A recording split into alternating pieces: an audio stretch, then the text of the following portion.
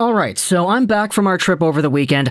I'm not too sure if you would have noticed anything had changed because we had kept up the scheduled programming on the YouTube channel. However, I did mention it in every single video that, yeah, I am away. I am not at my computer making videos. So everything was pre-recorded over the weekend. There was indeed a very traumatic story that I wanted to go over from last night, actually, which is kind of why my voice is a little bit messed up, and we'll be talking about that in later segments of today's show, so stick around to the Canucks video if you want to hear what actually got me super traumatized from last night.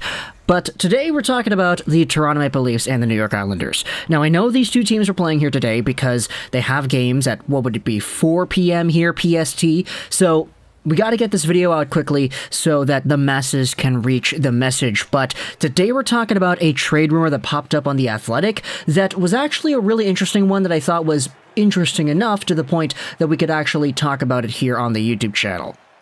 So, without further ado, this is what the article is. 10 thoughts on the New York Islanders through 10 games. It's from a week ago, published by Arthur Staple, so I apologize if this is too outdated for you. I will leave a link in the description to the Athletic article if you want to go ahead and read that. But because it's the Athletic, we're not going to screenshot this. We're going over onto Spectre's Hockey from, what was it, a few days ago, November 13th? Yeah, this is me missing out on the entire weekend's worth of news and rumor material, so I'm just kind of catching up to it now. And I saw this and I was like, oh, that's a great video idea. Let's go ahead and discuss it. So, Spectre's rumor mail from November 13th is our source over here. It links the Staple article on The Athletic. This is what he says about the New York Islanders.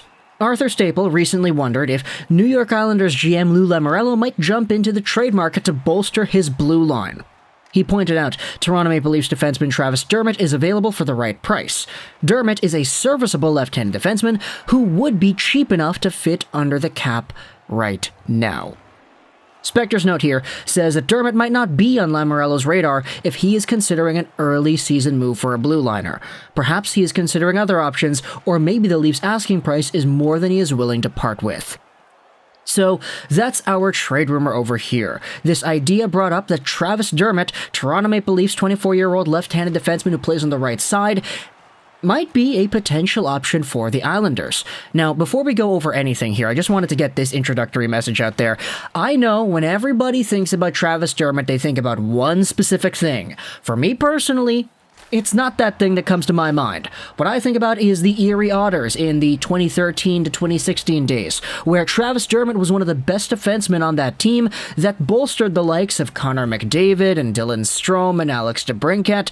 He was one of these main guys on a team that was so stacked and so productive because of the guys that we mentioned earlier. You had yourselves a few other guys too, like Darren Radish that I liked a lot. You had Vancouver Canucks prospect Cal Pettit, and you also had Curtis McDermott too, who made the league. But this team was a pretty good one in my opinion, and as a result, Travis Dermott was seen as this super good, offensively capable defenseman in my opinion, and that's really the first thing that I think about whenever somebody mentions to me Travis Dermott. Yes, I know he was drafted by the Leafs. Yes, I know he made his debut. Yes, I know he was a Marlies guy. Yes, I know all of these things, but the first thing that pops into my mind is his OHL days with Erie. However, that is most likely not the first thing that pops into your head when you think of Travis Dermott, because I know that when most people think about this guy, they think about one very specific play in, what was it, Game 6 of the Montreal series, where in his own zone, at his own blue line, Dermott tries to spin away from the check on the boards, and he ends up losing it. Montreal turns it over, sends it over to Kotkaniemi, he shoots it, he scores it, that's Game 6 in the books, and then we get Game 7, where the Montreal Canadiens just go out there and win. So, Dermott has had this deadly bad reputation the past few months for being, in some ways, the guy that really did help Montreal win. Because in that Game 6, Montreal barely clung on by the strength of their chinny chin over there, because Carey Price had to make some fantastic saves early on in that period. You had Montreal that was on the ropes, and you had Toronto that was so close to making the second round, only for Travis Dermott's play at his own blue line to pretty much be the one and deciding factor in that hockey game.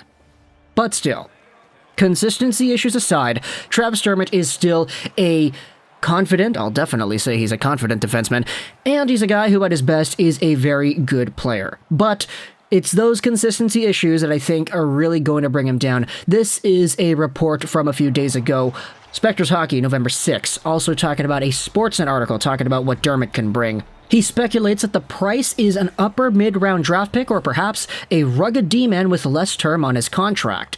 The cap-strapped Leafs have no space to add a salaried player. They hold just 3 draft picks in the 2022 draft, and management must clear cap space for the short and long term. Hall is signed through next season with a $2 million cap hit and a 10-team no-trade list, while Dermott is earning $1.5 million a season till 22-23. Spectre says that the 24-year-old Dermott is younger, more affordable than Hall, and he lacks no trade protection, but he has had consistency issues and has been relegated to mostly third-pairing duty with Toronto the past few games. Now, for Dermott, it really is kind of easy to see that trend establish itself, especially when you look at the numbers. 64 games played in 2018-19 with 17 points. Okay, nice. He was at 56 games played in 2019-20, 11 points. 51 games played in 2020-2021, 6 points. Now he's got 1 point in 13 games played on the year, so he's missed out on, 3 games so far this season?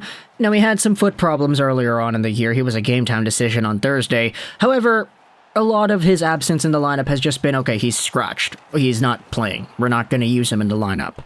And so, now, for Travis Dermott, you take a look at where the Islanders are. The New York Islanders have been in the position where if you take a look at their projected lines and you see who exactly is suiting up on this blue line, it is kind of understandable to see why they might go out there and target a guy like Travis Dermott.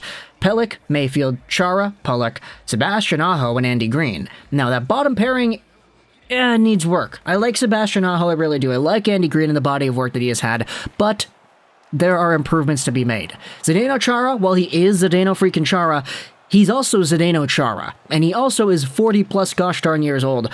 And sure, while he is a stable, quite literally, stable, you can't move this guy off the blue line kind of guy, there still are some acquisitions I think you could make if you wanted to improve this decor. Now, for Dermott specifically, I personally would not be too sure if Dermott would be the guy to go out there and replace an Andy Green in your blue line and be a better defenseman, but based off of the sentiment that I've seen from Islanders fans monitoring the situation, they've all been kind of saying the same thing.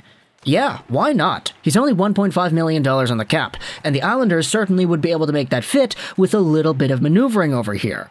Assuming he works out, and he does well, hey, he's signed for another season at 2022-2023 at the same $1.5 million cap hit, where he'll be, 25 years old?